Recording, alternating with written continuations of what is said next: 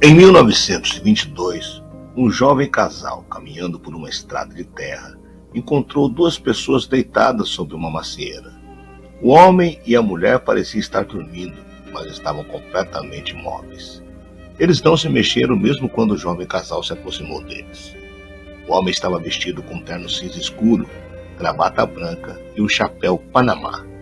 A mulher usava um vestido azul de bolinhas. Suas cabeças repousavam sobre os ombros um do outro.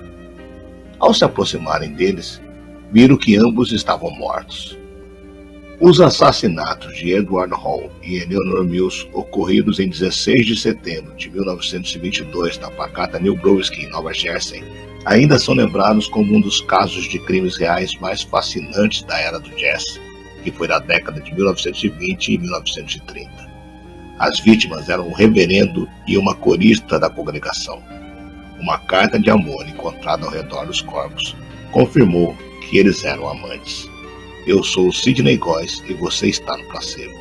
Se inscreva no canal, deixe seu like e vem comigo que no caminho eu te explico.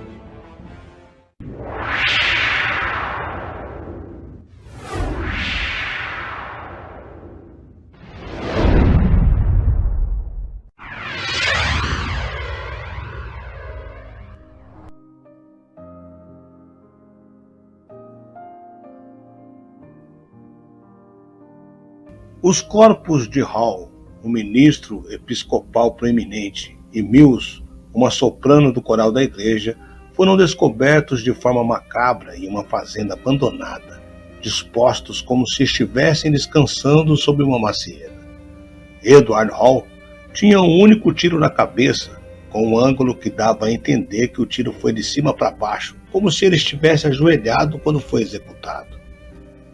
Já Eleanor Mills teve um fim mais cruel, recebendo 3 tiros na face e o pescoço quase separado do corpo, devido a golpes contundentes. Como dá para perceber, a pessoa por trás desse crime nutria grande ódio por Mills. Mas os ferimentos nos corpos não contavam toda a história. Por isso, o criminoso, para ser explícito e mostrar o que havia por trás de tudo, foi muito específico. Deixou cartas de amor junto aos cadáveres, revelando que o cenário era resultado de uma trágica história de amor e traição. Hall era casado com uma herdeira rica de proximidade sanguínea com a famosa família Johnson Johnson. Já Mills era esposa do sacristão da igreja e cantava no coral de Hall. Com toda essa cara de vingança que o caso se mostrou, logo encontraram o possível responsável pelo crime, Frances, a esposa de Hall. Ao que tudo indicava, ela não teria feito tudo sozinha, já que seus irmãos estavam possivelmente envolvidos. A investigação inicial foi atrapalhada, mas a pressão pública e o sensacionalismo da imprensa fizeram que o caso ganhasse novas proporções. A mídia, especialmente os recém-criados tabloides, desempenhou um papel crucial na perpetuação do caso. O Daily Mirror, em particular, liderado pelo influente William Randolph Hearst, revisitou novos fatos que seriam suficientes para a reabertura do caso em 1926. A credibilidade dessas supostas evidências sempre foi de grande dúvida. Frances Hall, a viúva de Edward, e seus irmãos foram levados a julgamento em um espetáculo midiático que rivalizou com os maiores julgamentos do século. Atraiu uma legião de jornalistas renomados e transformou a pequena cidade de Somerville em um verdadeiro circo da imprensa. Com cobertura intensa, incluindo repórteres bastante conhecidos da mídia americana, o caso foi transmitido para uma nação ávida por escândalos e intrigas.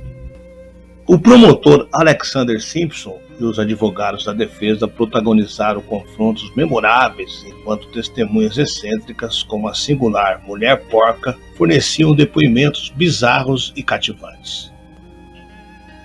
Embora o julgamento tenha sido um espetáculo, a justiça permaneceu elusiva. Francis Hall e seus irmãos foram absolvidos e a verdade sobre os assassinatos nunca foi completamente esclarecida. Mesmo assim, o caso Hall Mills deixou um legado duradouro na cultura americana, ilustrando o poder da mídia na formação da opinião pública e no direcionamento de investigações criminais. A igreja de St. John, onde Hall pregava e Mills cantavam, ainda carrega o peso desse passado trágico. Recentemente, a igreja abraçou sua história ao sediar a produção teatral Não Farás, que reconstituiu os eventos do duplo homicídio e suas repercussões.